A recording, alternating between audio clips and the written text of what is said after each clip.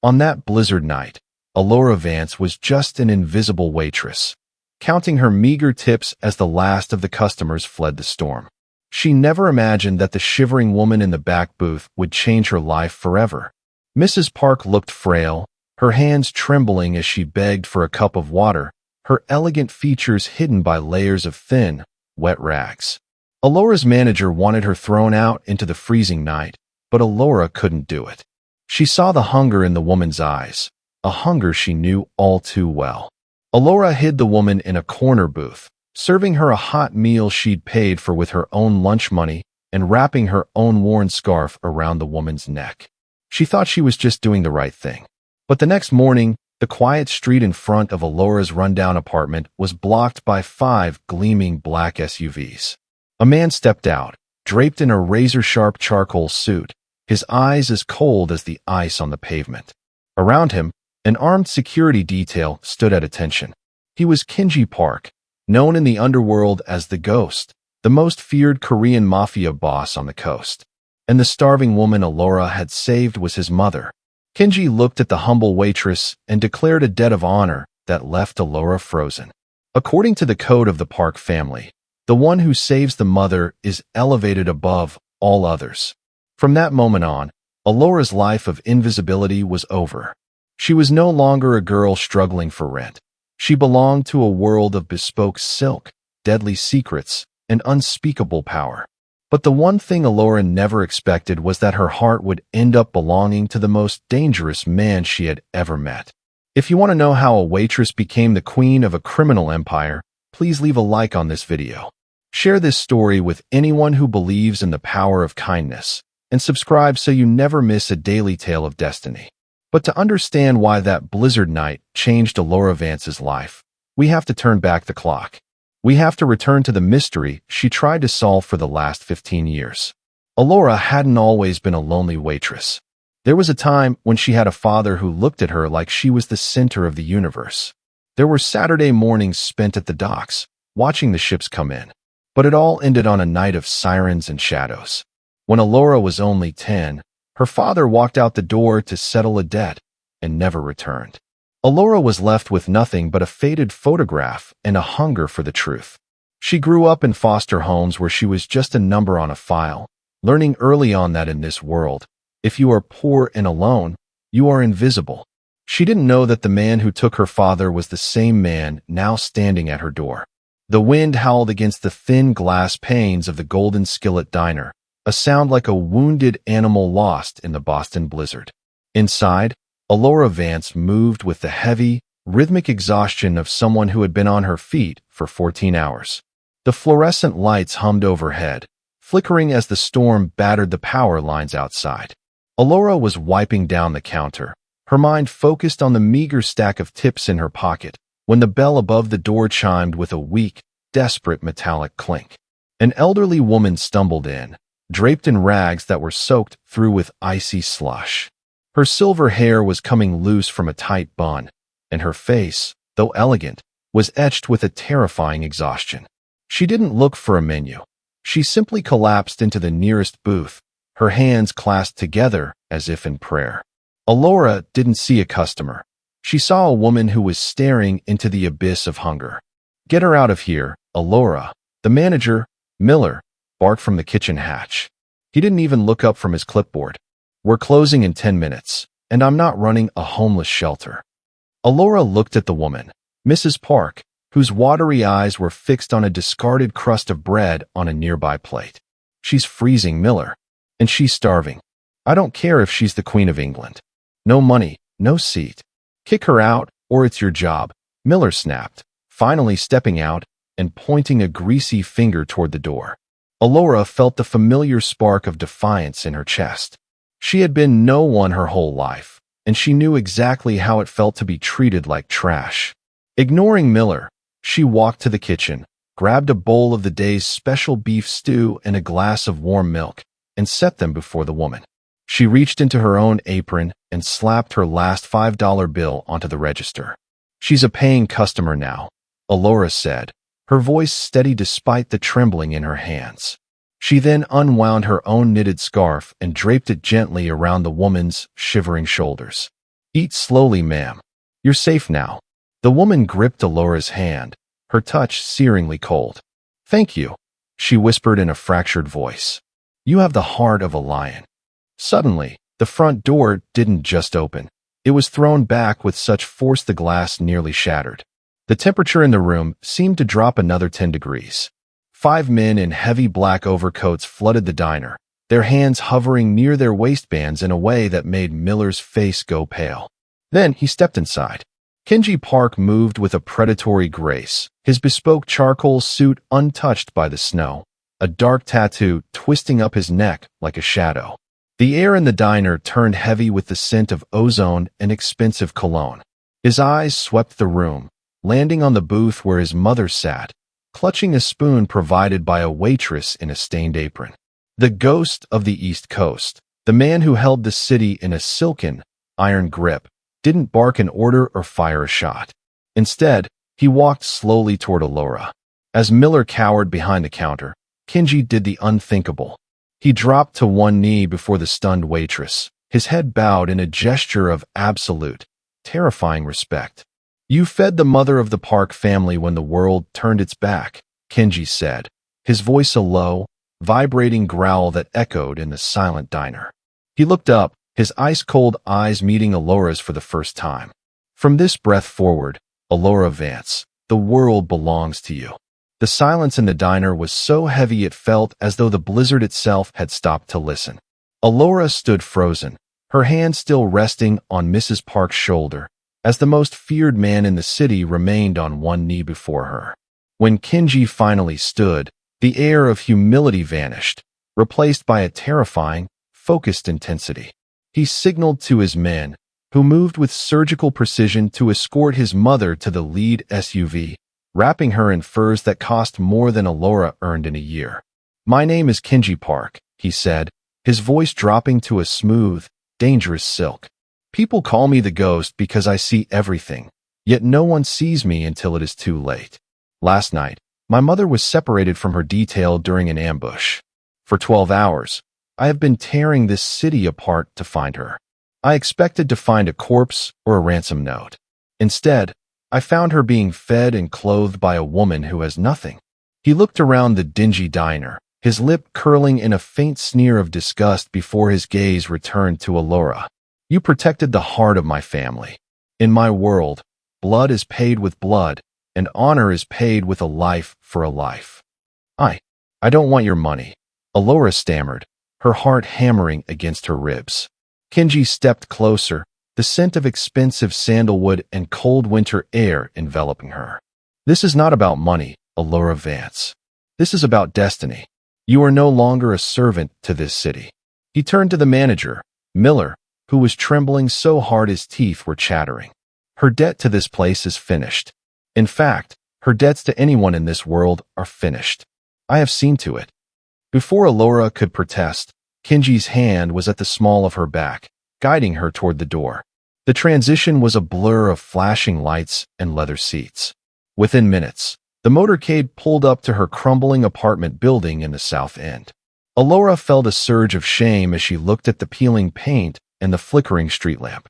I need to pack my things, she whispered, but I don't have much. You have more than you think, Kenji replied cryptically as he led her up the stairs.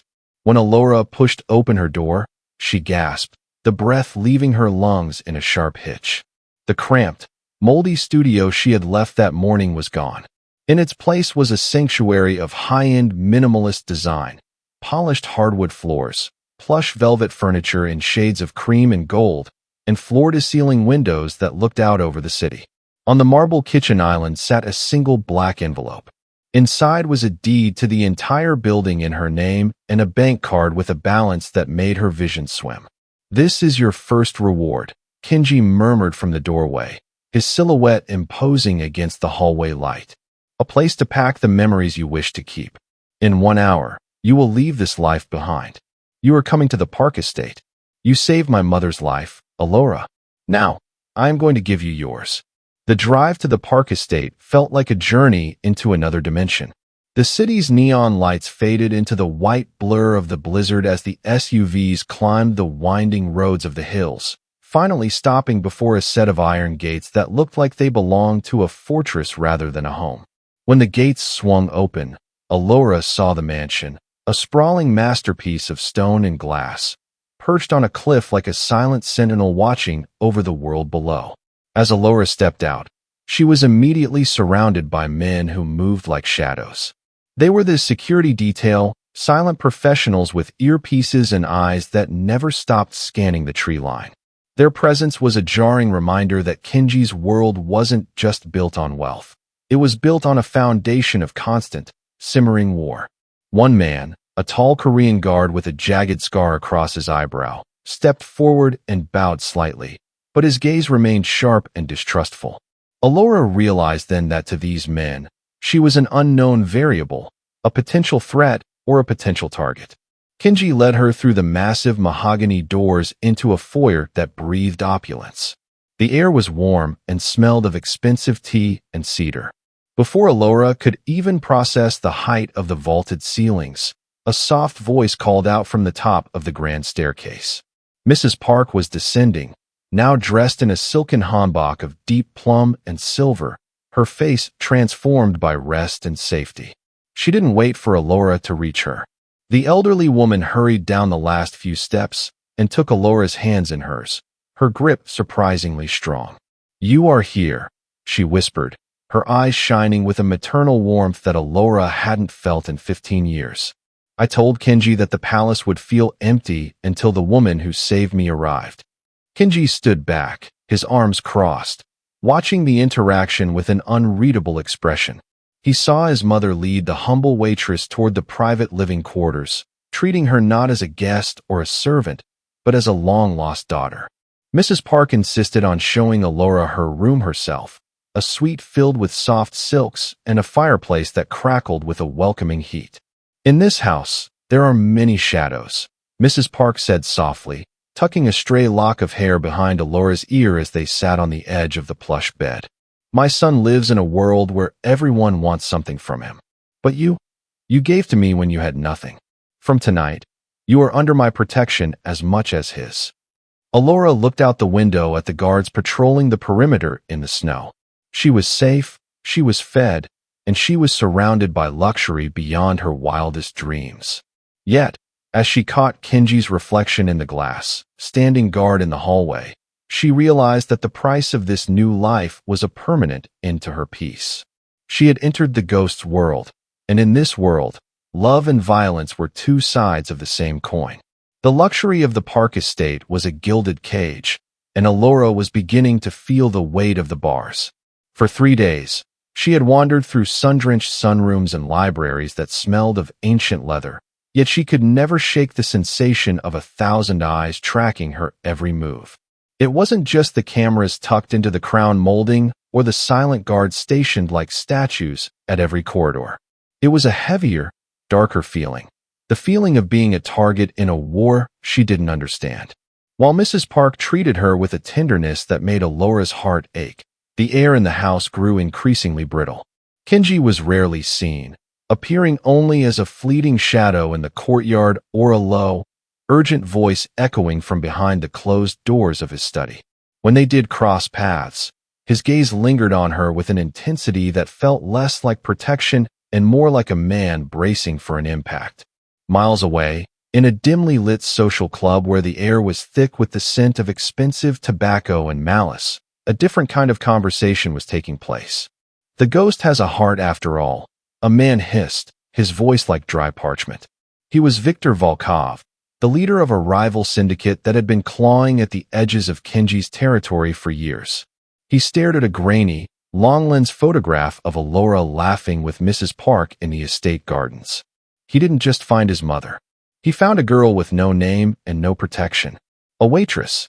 Volkov smiled, a slow, predatory baring of teeth. Kenji Park has spent his life being untouchable because he had nothing to lose. Now he's given us a map to his soul.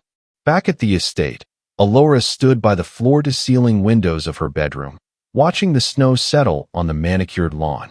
The blizzard had passed, leaving behind a world of blinding, deceptive white. As she watched, she noticed a black sedan parked on the distant perimeter road, just outside the estate's secondary gates. It didn't belong to the security detail. It sat perfectly still, its headlights off, like a shark circling a reef. A cold shiver crawled up Alora's spine, one that had nothing to do with the winter air. She realized then that her invisibility had been her greatest shield in the city. By being saved, she had been exposed. She was no longer just Alora Vance, the girl who worked the double shift. She was the living embodiment of a debt of honor. And in Kenji's world, an enemy didn't have to kill the king to win the war. They only had to destroy the things the king cherished. As the black sedan slowly pulled away into the trees, Alora gripped the silk curtains until her knuckles turned white, realizing that the shadows were no longer just in the house. They were coming for her. The following night, the estate was bathed in a restless, silver moonlight that made the snow-covered grounds look like a graveyard of diamonds. Alora couldn't sleep. The memory of the black sedan from the afternoon felt like a cold finger tracing her spine. Seeking a moment of stillness, she wandered down to the glass-walled veranda, surprised to find the silhouette of a man standing by the railing, a single glass of amber liquid in his hand. Kenji didn't turn when she approached, but the tension in his shoulders shifted. "The air is too thin tonight," he murmured, his voice barely audible over the hum of the distant wind. "It makes the ghosts restless." Alora stepped up beside him, her silk robe fluttering. "They call you that. The ghost. Is it because you're everywhere at once?" Kenji finally looked at her, and for the first time, the predatory mask was gone. In the moonlight, the dark tattoo on his neck looked like a permanent bruise. "They call me that because I was born from a disappearance. When I was 10, my father was taken by men who wanted his crown. I spent 3 months hiding in the crawl spaces of our old house, moving through the walls like a phantom while they searched for me. I learned to eat silence. I learned that if you aren't seen, you can't be hurt." He took a slow sip of his drink, his eyes fixed on the horizon. "But the problem with becoming a ghost, Alora, is that after a while, you forget how it feels to be a man." Alora reached out, her fingers hesitating before resting on his sleeve. The fabric was expensive, but the arm beneath it was as rigid as iron. "You aren't a ghost to your mother," she said softly. "And you weren't a ghost when you knelt in that diner." Kenji turned toward her, his proximity sudden and overwhelming. The scent of sandalwood and cold air was intoxicating. "In that diner, I saw something I hadn't seen since I was in those walls," he whispered, his gaze dropping to her lips before returning to her eyes with a raw, startling vulnerability. "I saw someone who looked at the world not for what they could take, but for what they could protect. It's a lonely life, Alora, protecting a world that fears you." In that quiet moment, the distance between the Mafia boss and the waitress vanished. Alora didn't see a monster or a king. She saw a boy who had never truly come out of the crawl space, a man who had built an empire to ensure he was never small enough to be hunted again. She realized then that his ghost persona wasn't a choice, it was a cage. As he reached out, his thumb grazing her cheek with a tenderness that contradicted every gun in the house, Alora felt a dangerous pull. She had come here for safety, but she was falling for the man who was the source of all the danger. The morning sun offered a deceptive warmth, casting long, golden fingers through the towering bookshelves of the Park Estate's private library. Alora sought refuge among the scent of old parchment and ink, a desperate attempt to ground herself after the previous night's confession. She moved aimlessly along the mahogany shelves until a section in the far corner, hidden behind a sliding ladder, caught her eye. Unlike the leather-bound classics, these were thick, unmarked ledgers and manila envelopes, the physical memory of the Park family's long and bloody history. Driven by a sudden, inexplicable intuition, Alora pulled a dusty blue folder from the bottom of a stack. It was labeled simply, "Cold Cases, District 4. As she opened it, her heart skipped a beat. Taped to the inside cover was a grainy, black-and-white surveillance photo of a man she hadn't seen in 15 years. It was her father, Marcus Vance. He looked younger, his face free of the lines Alora remembered, but his eyes held that same protective spark. Her fingers trembled as she flipped through the pages. The file wasn't about a random crime. It was a detailed log of a night Alora had replayed in her nightmares 1,000 times. There were police reports, handwritten notes in a language she couldn't read, and a second photograph that made her knees buckle. It showed her father standing outside a shipyard, his hand resting on the shoulder of a stern-faced East Asian man. Alora recognized the man in the suit instantly. The resemblance was undeniable. It was Kenji's father, the former head of the park syndicate. According to the typed report, her father hadn't just disappeared to settle a debt. He had been a key witness, or perhaps an accomplice, to the very ambush that Kenji had described the night before. The air in the library suddenly felt thin, as if the walls were closing in. Her father hadn't been a victim of random street violence. He had been a player in the ghost world. A folded piece of paper fell from the back of the file, a handwritten note in English. Vance took the hit meant for the chairman. Debt unpaid. Alora's breath came in ragged hitches. The honor debt Kenji claimed to owe her for feeding his mother wasn't the first time their bloodlines had crossed. Her father had sacrificed his life to save Kenji's father, and the Park family had kept the secret for over a decade. As she heard the heavy click of boots on the marble floor outside the library, Alora realized that her arrival at this estate wasn't just a coincidence of a blizzard. It was a collision of two families bound by a debt that was far deeper and far more dangerous than she had ever imagined. She shoved the file back into its place just as the door creaked open, her mind racing with a single, terrifying question. Did Kenji bring her here to protect her, or to bury the last witness to his family's darkest secret? The door to the library creaked open, and Kenji stepped inside, his sharp silhouette cutting through the golden dust motes. He didn't look surprised to find Alora standing by the restricted shelf, the blue folder still clutched in her trembling hands. His eyes drifted to the file and then back to her face, which was pale with a mixture of grief and sudden, sharp clarity.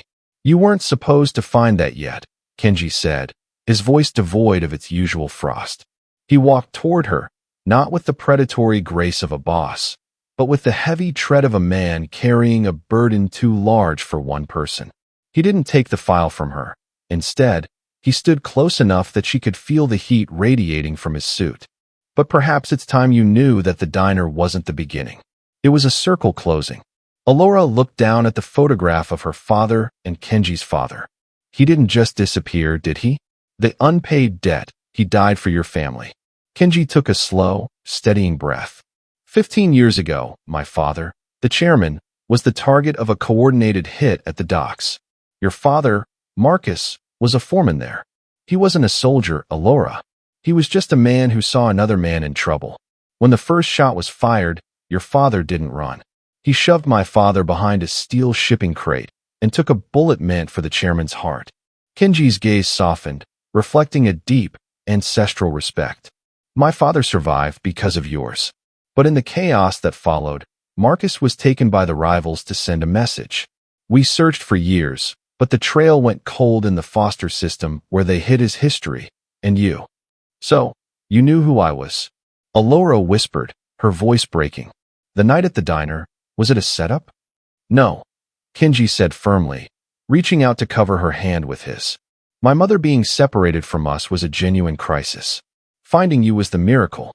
I had spent a decade looking for the daughter of Marcus Vance to repay the debt, and there you were, feeding my mother with the same selfless heart your father used to save my father.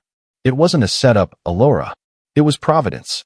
He stepped even closer, his thumb tracing the back of her hand. The Park family has owed the Vance family a life for 15 years. I didn't bring you here because of a diner meal. I brought you here because you are the daughter of our greatest ally, and I will spend every breath I have ensuring that this time, the Vances are the ones who are protected. Alora looked into his eyes and realized that ancient law wasn't just a Mafia tradition, it was a personal vow. They weren't just a waitress and a boss. They were two orphans of a war that had finally brought them home to each other. The following week, the atmosphere within the estate shifted from a somber fortress to a hive of frantic preparation. Kenji had decided it was time to move Alora from the shadows into the blinding light of the city's elite. He needed to flush out Viktor Volkov and the rivals who had been circling his perimeter, and there was no bait more potent than the woman who held the ghost's heart and his family's honor. Alora stared at her reflection in the full-length mirror, barely recognizing the woman looking back. The cornflower blue uniform and grease-stained apron were gone, replaced by a floor-length gown of midnight silk that clung to her curves like a second skin. Diamonds, cold and brilliant, circled her neck, a gift from Mrs. Park that felt heavier than lead. Her hair was swept up in an elegant, sophisticated style that highlighted the regal strength of her features. For a moment, she looked like the queen Kenji insisted she was becoming, but inside, she still felt like the girl from the diner, waiting for the floor to drop out from beneath her.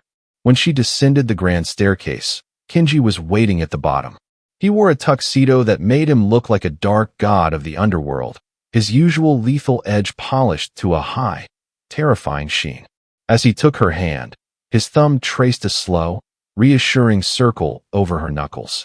"You look beautiful, Alora," he whispered, his voice vibrating with a rare, raw sincerity. "Just remember, tonight, you are not a guest. You are the message. Let them see that the Vances and the Parks are one." The gala was a sea of champagne, silk, and whispered treachery. As Alora moved through the ballroom on Kenji's arm, the music felt like a distant hum compared to the weight of the stairs following them. She played her part with a grace that surprised even herself, nodding to diplomats and financiers who had no idea she had been scrubbing floors just days ago.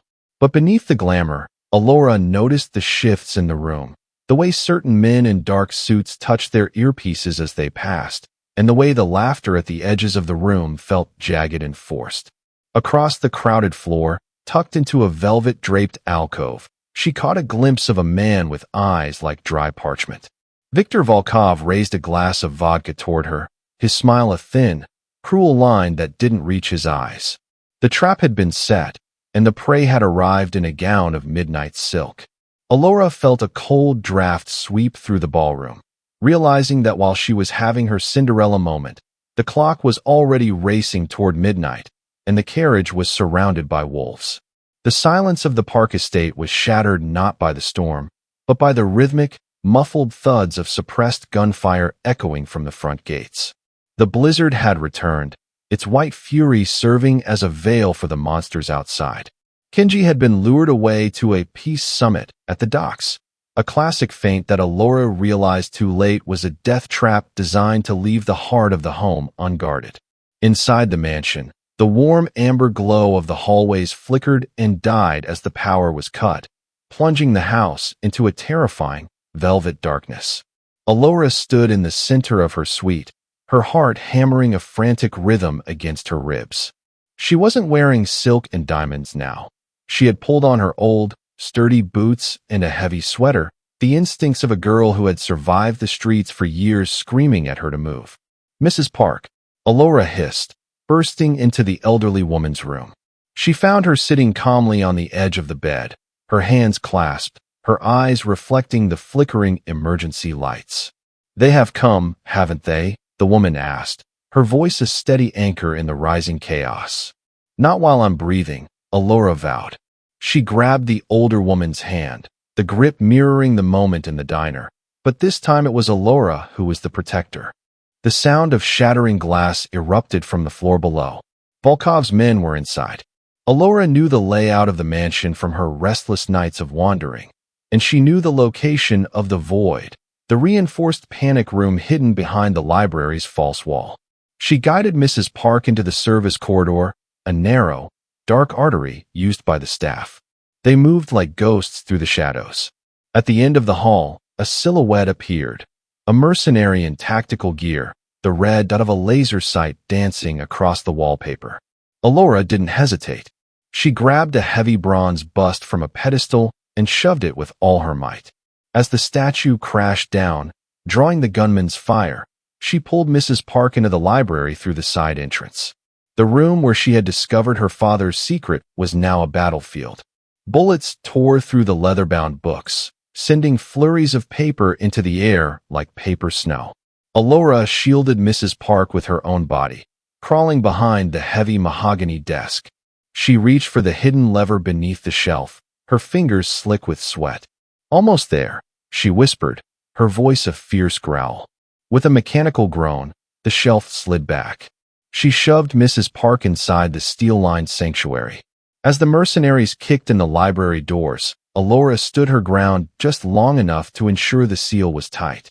In that moment, she wasn't a waitress or a victim. She was the daughter of Marcus Vance, standing in the gap for the family that had finally claimed her. The last thing she saw before the darkness of the library swallowed her was the flash of a muzzle, and the cold realization that the debt of blood was about to be paid in full. The library was a wreck of shredded paper and spent shell casings when the heavy mahogany doors were finally kicked off their hinges. Kenji burst into the room like a force of nature, his charcoal suit stained with the grime of a battle he had fought his way through to get back to her. He found Alora standing by the sealed panic room, a heavy fire iron in her hand and a fierce, unbreakable light in her eyes. She was bruised and trembling, but she hadn't moved an inch from her post. Kenji's men swarmed the room, neutralizing the remaining intruders with cold, surgical efficiency, but Kenji had eyes only for Alora. He dropped his weapon and crossed the room in 2 strides, his hands framing her face as if to convince himself she was real. "You stayed," he rasped, his voice thick with an emotion he had spent a lifetime trying to bury. "You could have run, but you stayed to hold the line." "I don't run from my family," Alora replied, her voice steadying as the adrenaline began to fade. With the threat neutralized, Kenji personally opened the panic room, helping his mother out of the steel chamber. Mrs. Park didn't look at her son first.